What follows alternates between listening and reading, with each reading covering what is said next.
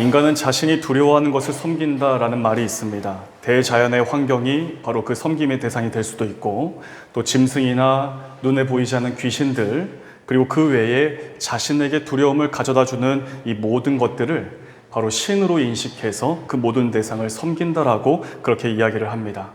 우리가 살고 있는 발리도, 또 대한민국 인근에 있는 일본도 신들의 숫자가 몇억 개 이상 된다라고 하는 그런 이야기를 듣게 됩니다. 발리의 경우 우리 장로회 신학대학교 선교학 명예교수이신 김영동 교수에 의하면 신들의 숫자가 약 3억 5천 개 이상이 된다라고 이야기를 합니다. 이 두려움을 주는 모든 대상들을 신격화해서 그 앞에서 섬김의 일들을 한다라고 그렇게 이야기를 하는 것입니다. 그러므로 사람은 두려워해야 할 대상이 무엇인지를 바르게 아는 것이 참으로 중요합니다. 신앙생활을 하는 우리가 자주 사용하는 말 가운데 경외라고 하는 말이 있습니다. 이 경외라고 하는 말은 두려워하면서 동시에 사랑하는 것, 또한 거룩한 두려움을 뜻하는 말입니다. 영광과 감사, 이 찬양의 우선순위를 하나님 앞에 올려드리는 것, 바로 하나님을 경외하는 행위입니다. 이 하나님을 경외한다는 것은 하나님만을 섬기겠습니다라고 하는 신앙적 고백이라고 할 수가 있습니다. 하나님을 진정 바르게 섬길 때에 사람에 대한 두려움에서 벗어날 수가 있습니다. 눈에 보이지 않는 귀신들, 그리고 짐승, 자연 만물이나 동물들을 두려워하는 데에서 벗어날 수 있다라고 하는 사실입니다. 즉 수백, 수천, 수억 개나 되는 이 신이 아닌 다른 우상 앞에서 숭배할 일이 없다라고 이야기를 하는 것입니다.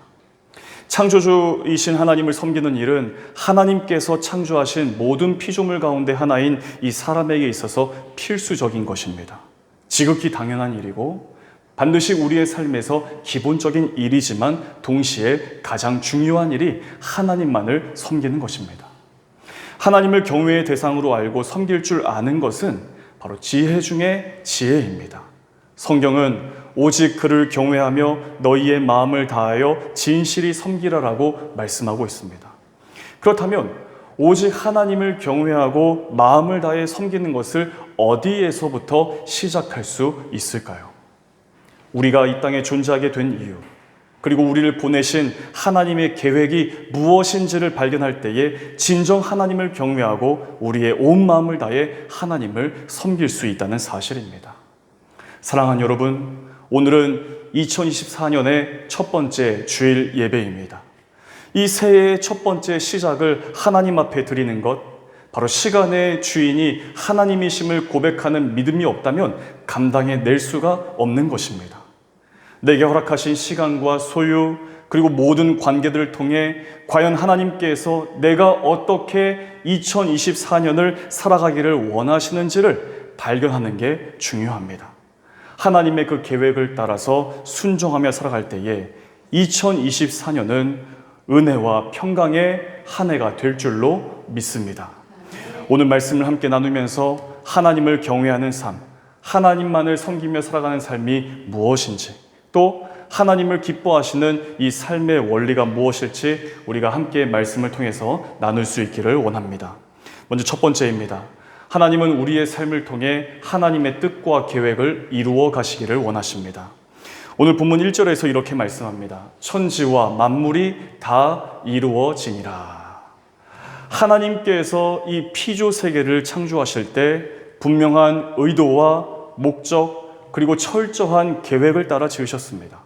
그래서 본문 1절을 보게 되면 하나님은 바로 하늘과 땅 그 가운데 있는 모든 것들을 다 이루셨다라고 말씀하고 있는 것입니다. 메시지 성경은 이 구절을 이렇게 번역하고 있습니다. 하늘과 땅의 모든 것이 빠짐없이 완성되었다라고 번역을 합니다. 하나님의 창조는 하나님께서 정하신 순서와 질서를 따라서 이루어졌습니다. 하나님은 그 피조물 하나하나를 만드실 때 거기에 하나님께서 직접 지으신 그 이유와 이 땅에 존재해야 할 목적을 부여해 주셨습니다. 그래서 하나님께서 보시기에 참으로 아름다운 것이 되게 하셨고, 이 하나님의 질서 속에서 모든 피조 세계가 조화를 이룰 수가 있었습니다. 바로 이것이 이 땅을 창조하신 하나님의 계획입니다. 하나님의 뜻과 질서를 따를 때에 이 피조 세계는 아름다움 속에서 하나 될 수 있다는 사실입니다. 그러나 이 사람이 타락한 이후에 하나님의 창조 질서가 무시되기 시작했고 파괴되어져 갔습니다. 이 사람의 타락의 근본적인 이유는 바로 하나님의 말씀의 불순종입니다. 사람이 불순종하게 된 그 이유는 사람에게서 가장 연약한 부분인 이 교만이라고 하는 숨겨진 본성이 자극되었기 때문에 그렇습니다. 사람을 불순종으로 넘어지게 만든 이 뱀의 유혹은 이런 내용이었습니다. 너희는 결코 죽지 않아. 하나님은 너희가 그 나무의 열매를 먹는 순간 하나님처럼 되어서 선에서 악까지 모든 실상을 보게 될 것을 알고 계신 거야. 너희도 하나님처럼 될 수 있어. 이 수많은 피조물 가운데 하나에 불과한 너희가 온 세상 이 모든 피조 세계를 창조하신 창조주 하나님처럼 될 수 있어라고 하는 이 유혹 앞에서 넘어지게 된 것입니다. 교만입니다. 그래서 성경은 모든 죄악의 근원이 교만이라고 말씀하고 있는 것입니다. 하나님은 하나님이시고 사람은 사람입니다. 사람은 이 수많은 피조물 가운데 하나에 불과하다라고 하는 이런 창조의 질서가 무시되면서 더 이상 사람은 하나님께서 보시기에 좋은 대로 행하지 않고 사람 자신의 관점의 이 좋음에 따라서 자신이 보기에 옳은 대로 행하고 말게 된 것입니다. 제가 발리 파송을 앞두고 한 달 정도 일찍 제가 타던 차량을 판매를 일찍 했습니다. 그래서 매일 아침과 저녁에 출퇴근을 해야 되는데 저희 집 인근에 살고 계시는 우리 부목사님들이 저를 픽업해 주시기도 했고 그렇지 않은 경우에는 시내버스를 이용해서 교회를 이렇게 다녔습니다. 아침에는 새벽 시간에 나오다 보니까 이 시내버스 타는 일이 별로 불편하진 않았습니다. 그런데 사역을 다 마치고 집에 갈 때쯤, 그러니까 한 8시에서 9시 그 사이에 버스를 타게 되면 굉장히 복잡한 거죠. 직장인들과 또 학생들이 가득한 이 10,000원인 이 버스에 겨우겨우 비집고 들어가서 겨우 손잡이를 잡고 선 채로 그렇게 이동하는 경우가 거의 매일 같았습니다. 그런데 어느 날 그렇게 버스에 겨우겨우 타서 손잡이를 잡고 이렇게 서 있는데 제 옆에 임신한 여성 한 분이 같이 서 계시는 거예요. 그냥 이렇게 봐도 두꺼운 외투를 입고 있는데도 배가 나와 보이고 또 심지어는 임산부 먼저라고 하는 그 핑크색 임산부 목걸이가 있습니다. 그거를 하고 계셔서 임산부가 맞구나라고 생각이 되었습니다. 그 복잡한 버스에서 손잡이를 잡고 그렇게 힘겹게 서 계셨는데 마침 그 손잡이를 붙들고 서 있던 그곳이 노약자를 위한 자리였습니다. 근데 그 자리에는 어떤 젊은 남성이 아마 직장인처럼 보였는데 거기에 앉아서 잠을 자고 있었습니다. 근데 이 여성이 너무나 힘들었는지 조심스럽게 그 남성을 깨우기 시작하는 거예요. 제가 임산부인데 서기가 너무 힘들어서 그래요. 양보해 주세요 라고 이야기했습니다. 제가 옆에서 보기에 전혀 무리가 되는 부탁이 아니었습니다. 틀린 이야기가 아니었죠. 그런데 그 남성이 일어나면서 한마디 툭 뱉고 뒤로 가버리는 거예요. 아이, 나도 공짜로 버스 탄 거 아닌데? 소리를 확 지르면서 뒤로 가버리는 거죠. 노약자석은 모든 시민의 공동의 의견대로 서서 가기에 불편한 분들을 위한 지정된 자리입니다. 사회가 정한 질서이고 시민의 이 공통된 의견들이 모아져서 세운 질서이지만 자기 편리와 이기적인 마음이 앞설 때 갈등과 다툼이 일어나게 되는 것을 우리가 살면서 많이 겪게 됩니다. 하물며 하나님의 창조 질서입니다. 하나님의 이 질서를 따라서 살아갈 때에 우리는 그 질서 속에서 가장 아름답고 조화롭게 그리고 평화를 누리면서 살아갈 수가 있지만 하나님의 창조 질서를 무시하고 나의 편의, 내 주장, 나의 생각만을 앞세워서 살아간다면 하나님과 나와의 관계는 더 이상 온전해질 수가 없습니다. 더 나아가 나 자신과 세상과의 관계, 나와 내 이웃과의 관계, 심지어는 나 자신 스스로와의 관계에서 여러 복잡한 갈등들이 생기면서 온전한 삶으로 살아갈 수 없게 되는 것입니다. 나 자신 스스로와의 관계에서 갈등이 생겨나기 시작하면 처음에는 우리 마음에, 나 자신의 마음에 공허함이 생깁니다. 마치 뻥 뚫린 것 같은 그런 공허함을 느낍니다. 그러다가 나는 고립되어 있는 존재이고 외로운 존재라고 스스로를 인식하게 되면서 이것을 점점 더 방치해 두게 되면 분노가 터져 나옵니다. 그리고 이게 우울증이 되고 나중에는 자기 자신조차도 알아볼 수 없는 치매에 이를 수가 있는 것입니다. 그렇다면 이 땅에 오신 참 하나님이시면서 참 사람이신 예수님은 이 땅을 살아가실 때에 어떠한 삶의 원리를 따라 살아가셨을까요? 요한복음 17장 4절에서 이렇게 말씀합니다. 나는 아버지께서 맡겨주신 일을 다 완성해 이 땅에서 아버지께 영광을 돌려드렸습니다. 요한복음 4장 34절은 이렇게 말씀합니다. 예수께서 이르시되 나의 양식은 나를 보내신 이의 뜻을 행하며 그의 일을 온전히 이루는 이것이니라. 예수님은 바로 하나님의 목적과 뜻을 따라서 자신이 이 땅 가운데로 오셨고 또 하나님께서 맡겨주신 그 일들을 이루어가는 것이 주님이 이 땅에 존재하는 이유와 목적이라는 사실을 주님 스스로가 우리에게 말씀하셨습니다. 예수님은 하나님께서 자신을 이 땅에 보내시고 또 이 땅에 보내신 하나님의 목적과 뜻에 순종하면서 바로 공생의 기간을 사셨다라는 사실을 우리가 발견하게 되는 것입니다.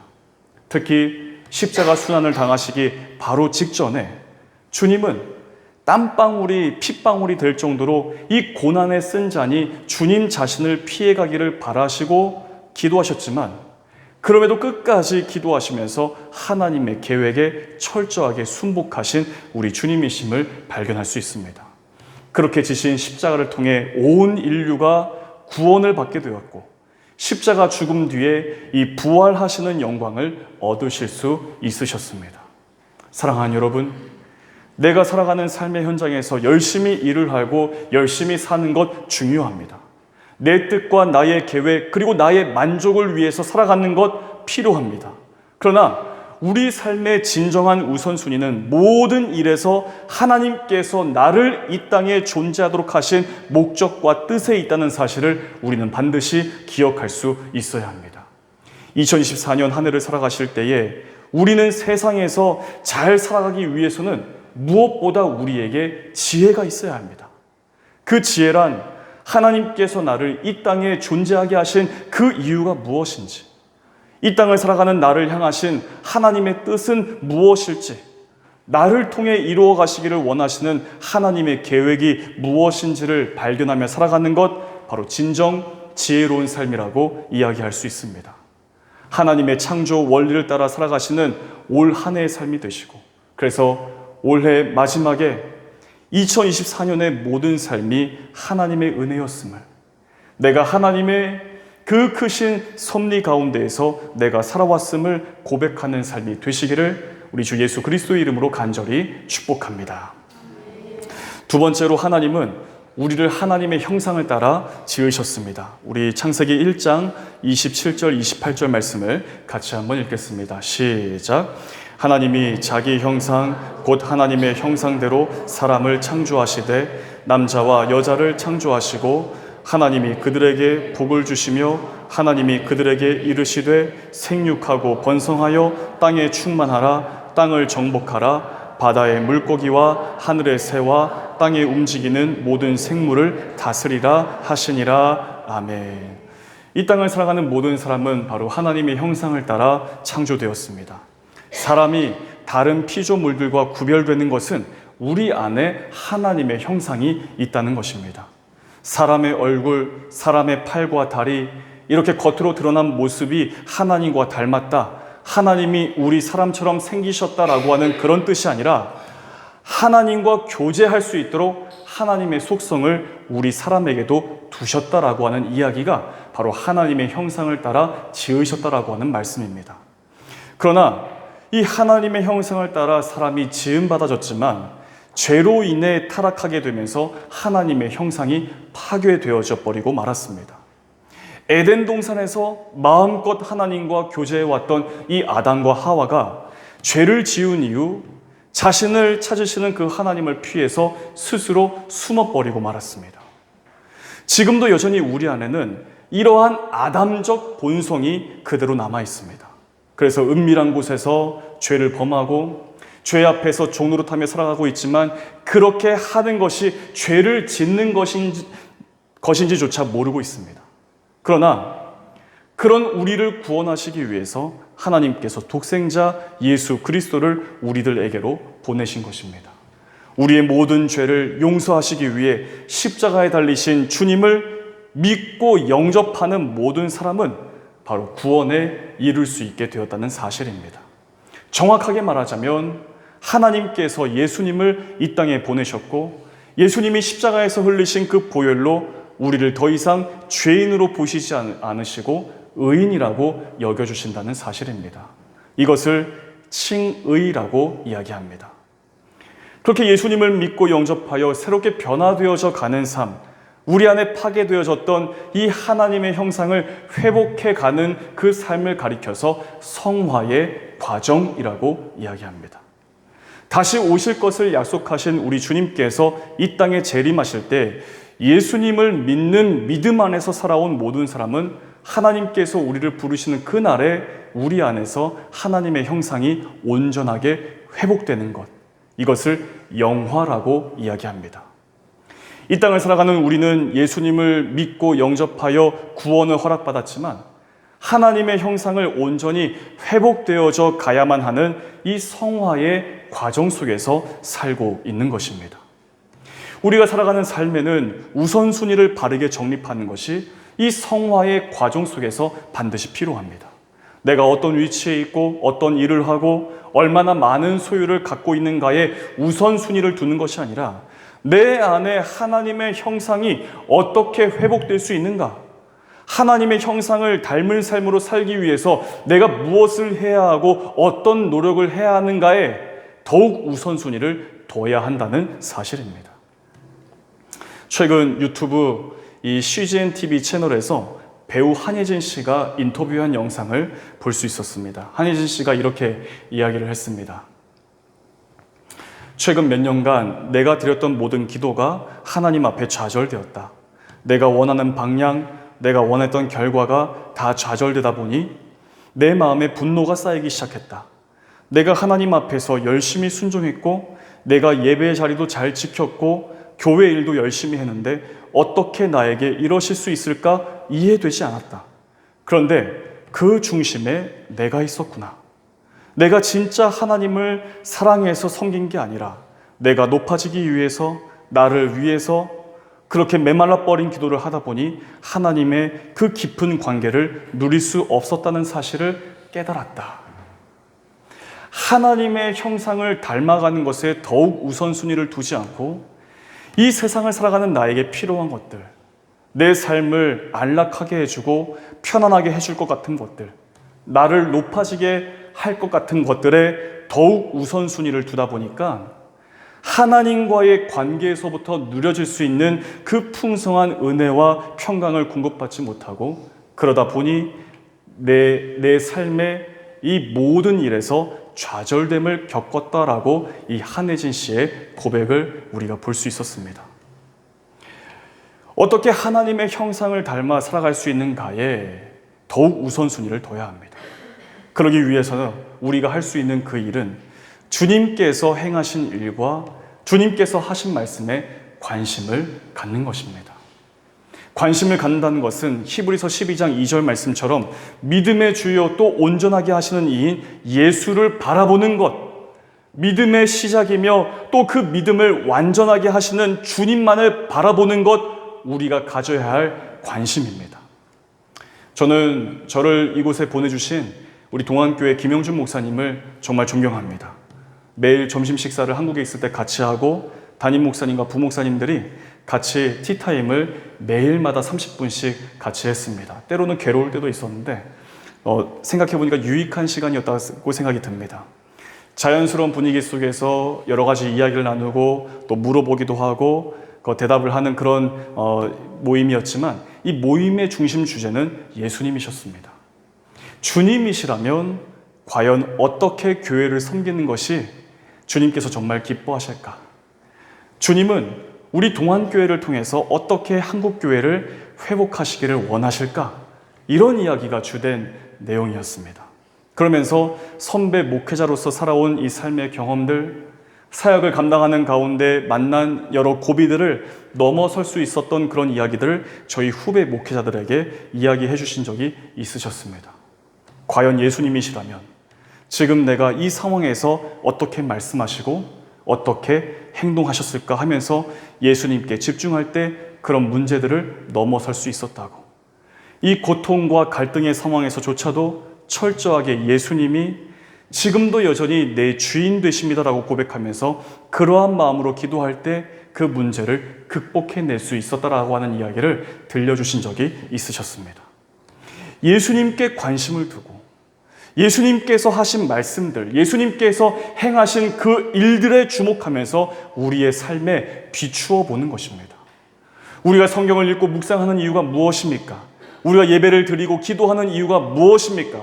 내가 더 많이 성경을 읽었어. 더 많이 예배 자리를 지켰어. 나는 하루도 빠짐없이 기도하는 사람이야 하고 나 자신의 의를 드러내기 위해서, 그러면서 동시에 다른 사람들을 정죄하고 그 위에 올라서기 위해서 종교 생활을 하는 것일까요? 신앙생활은 종교 생활과 철저하게 다른 것입니다. 내가 무엇을 했고, 내가 이렇게 했고, 내가 이렇게 의롭고 훌륭한 사람이야, 내가 내 삶의 중심에 서 있는 것이 아니라 철저하게 나를 감추는 것입니다. 그러면서 내 삶을 통해서 나의 주인이신 예수 그리스도를 드러내는 것입니다. 나의 말을 통해서 복음이 전파되고, 나의 행동을 통해서 섬김이 실천되고, 나의 예배드림과 기도드림을 통해서 다른 사람의 생명이 살아나는 것, 이것은 종교 생활이 아니라 신앙 생활입니다. 예수님이 중심이 되어 있는 성도의 삶의 바른 모습이라고 할 수가 있는 것입니다. 내가 종교 생활을 한다고 자랑할 이유가 없습니다.